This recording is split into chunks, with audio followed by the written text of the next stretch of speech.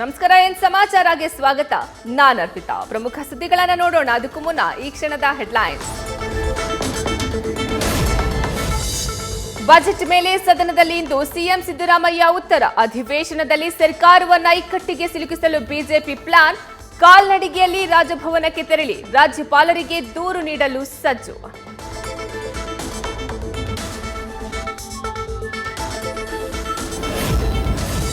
ಇವತ್ತು ಸಿಎಂ ಸಿದ್ದರಾಮಯ್ಯ ಕೈ ಸೇರಲಿದೆ ಜಾತಿ ಗಣತಿ ವರದಿ. ರಿಪೋರ್ಟ್ ಸಲ್ಲಿಸಲಿರುವ ಜಯಪ್ರಕಾಶ್ ಹೆಗಡೆ, ಕಾಂತರಾಜು ಸಮೀಕ್ಷೆಯ ದತ್ತಾಂಶ ಆಧರಿಸಿ ವರದಿ ಸಿದ್ಧ ಎಂದ ಹಿಂದುಳಿದ ವರ್ಗಗಳ ಆಯೋಗದ ಅಧ್ಯಕ್ಷ.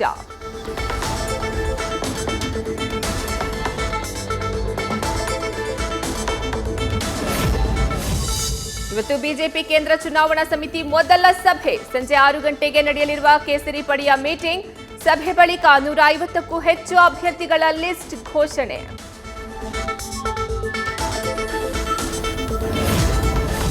ಬಿಜೆಪಿ ಲೋಕಸಭಾ ಚುನಾವಣೆ ಮೊದಲ ಪಟ್ಟಿಯಲ್ಲಿ ಗಣ್ಯ ನಾಯಕರ ಹೆಸರು ಘೋಷಣೆ. ವಾರಾಣಸಿಯಿಂದ ಪ್ರಧಾನಿ ನರೇಂದ್ರ ಮೋದಿ ಸ್ಪರ್ಧೆ ನಿರೀಕ್ಷೆ. ಗಾಂಧಿನಗರದಿಂದ ಗೃಹ ಸಚಿವ ಅಮಿತ್ ಶಾ ಲೋಕ ಎಂಟ್ರಿ. ಇವತ್ತು ಮಾಜಿ ಸಿಎಂ ಬಿಎಸ್ ಯಡಿಯೂರಪ್ಪ ದೆಹಲಿಗೆ ಪ್ರಯಾಣ. ಬಿಜೆಪಿ ಸಿಇಸಿ ಸಭೆಯಲ್ಲಿ ಬಿಎಸ್ವೈ ಭಾಗಿ. ಲೋಕಸಭೆ ಚುನಾವಣೆ ಕಸರತ್ತಿನಲ್ಲಿ ಪಾಲ್ಗೊಳ್ಳಲಿರುವ ಕೇಸರಿ ಕಟ್ಟಾಳು.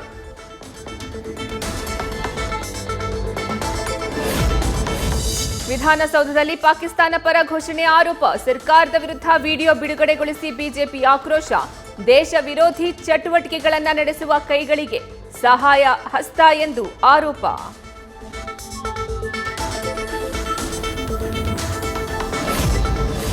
ಪಾಕಿಸ್ತಾನ ಪರ ಘೋಷಣೆ ಕೂಗಿದ್ದಕ್ಕೆ ಬಿಜೆಪಿ ಕೆಂಡಾಮಂಡಲ. ರಾಜ್ಯ ಸರ್ಕಾರದ ವಿರುದ್ಧ ತ್ರಿವರ್ಣ ಧ್ವಜ ಹಿಡಿದು ಕೇಸರಿ ನಾಯಕರ ಪಾದಯಾತ್ರೆ. ಶಾಸಕರ ಭವನದಿಂದ ವಿಧಾನಸೌಧದವರೆಗೆ ಜಾಥಾ ಮಾಡಿದ ಕಮಲ ಕಲಿಗಳು. ತುಮಕೂರಿನಲ್ಲಿ ಪಾಕಿಸ್ತಾನ ಪರ ಘೋಷಣೆ ವಿರೋಧಿಸಿ ಹೋರಾಟ. ಕಾಂಗ್ರೆಸ್ ಕಚೇರಿಗೆ ಮುತ್ತಿಗೆ ಹಾಕಲು ಬಿಜೆಪಿ ಕಾರ್ಯಕರ್ತರ ಯತ್ನ. ಪೊಲೀಸರು ಪ್ರತಿಭಟನಾಕಾರರ ನಡುವೆ ತಳ್ಳಾಟ ನೂಕಾಟ. ಡಿವೈಎಸ್ಪಿ ಚಂದ್ರಶೇಖರ್ ಮೇಲೆ ಹಲ್ಲೆ ಆರೋಪ. ವಿಧಾನಸೌಧದಲ್ಲಿ ಪಾಕಿಸ್ತಾನ ಪರ ಘೋಷಣೆ ಆರೋಪ. ಬಿಜೆಪಿ ನಾಯಕರ ವಿರುದ್ಧವೇ ಮೊಹಮ್ಮದ್ ನಲಪಾಡ್ರಿಂದ ದೂರು. ಸತ್ಯಾಂಶ ಹೊರಬರುವ ಮುನ್ನ ಸುಳ್ಳು ಹಬ್ಬಿಸಿದ್ದಾರೆ ಅಂತ ಕೇಸ್. ಪಾಕ್ ಪರ ಘೋಷಣೆ ಕೂಗಿದ್ನ ಬ್ಯಾಡಗಿಯ ಮೊಹಮ್ಮದ್ ಶಫಿ ನಾಸಿಪುಡಿ. ಬ್ಯಾಡಗಿ ಬಿಜೆಪಿ ಮುಖಂಡರಿಂದ ಗಂಭೀರ ಆರೋಪ. ಪಾಕ್ ಪರ ಘೋಷಣೆ ಕೂಗಿದವರು ಪಾಕಿಸ್ತಾನಕ್ಕೆ ಹೋಗಲಿ ಎಂದ ವಿರೂಪಾಕ್ಷಪ್ಪ ಬಳ್ಳಾರಿ. ಕಾಂಗ್ರೆಸ್ ಶಾಸಕ ರಾಜಾ ವೆಂಕಟಪ್ಪ ನಾಯಕ್ ನಿಧನದಿಂದ ಸುರಪುರ ಕ್ಷೇತ್ರ ಖಾಲಿ. ಮುಂದಿನ 6 ತಿಂಗಳೊಳಗೆ ಉಪಚುನಾವಣೆ. ಮಾಜಿ ಶಾಸಕ ರಾಜು ಗೌಡರೇ ಅಭ್ಯರ್ಥಿ ಎಂದ ಬಿವೈ ವಿಜಯೇಂದ್ರ. ಇವತ್ತು ಬೆಂಗಳೂರು ಮಹಾನಗರ ಪಾಲಿಕೆ ಬಜೆಟ್. ಸತತ 4ನೇ ಬಾರಿಗೆ ಅಧಿಕಾರಿಗಳಿಂದಲೇ ಆಯವ್ಯಯ ಮಂಡನೆ. 12 ರಿಂದ 13 ಸಾವಿರ ಕೋಟಿ ರೂಪಾಯಿಗಳ ಬಜೆಟ್ ಮಂಡನೆ ನಿರೀಕ್ಷೆ. ವಾಟರ್ ಟ್ಯಾಂಕರ್ ಮಾಫಿಯಾಗೆ ಕಡಿವಾಣ ಹಾಕಲು ಬಿಬಿಎಂಪಿ ಪ್ಲಾನ್. ಮಾರ್ಚ್ 7ರ ಒಳಗೆ ವಾಟರ್ ಟ್ಯಾಂಕರ್ ನೋಂದಣಿ ಕಡ್ಡಾಯ. ಬಿಬಿಎಂಪಿ ಮುಖ್ಯ ಆಯುಕ್ತ ತುಷಾರ್ ಗಿರಿನಾಥ್ ಎಚ್ಚರಿಕೆ. ರೈತನಿಗೆ ಮೆಟ್ರೋ ಒಳಗೆ ಪ್ರವೇಶ ನಿರಾಕರಣೆ ಪ್ರಕರಣ. ಬಿಎಂಆರ್ಸಿಎಲ್ಗೆ ಮಾನವ ಹಕ್ಕುಗಳ ಆಯೋಗದಿಂದ ನೋಟಿಸ್. ಘಟನೆ ಸಂಬಂಧ ವರದಿ ನೀಡುವಂತೆ ಆಯೋಗ ಸೂಚನೆ.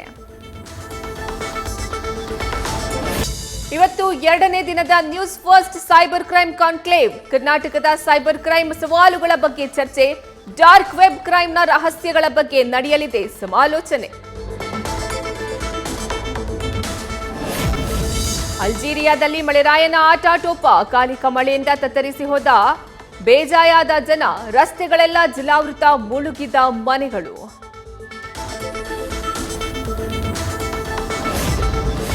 ನೂರ 15ನೇ ಬೆಂಗಳೂರು ಅಂತಾರಾಷ್ಟ್ರೀಯ ಚಲನಚಿತ್ರೋತ್ಸವಕ್ಕೆ ರಾಯಭಾರಿ ನೇಮಕ. ನಟ ಡಾಲಿ ಧನಂಜಯ್ಗೆ ಮಣೆ.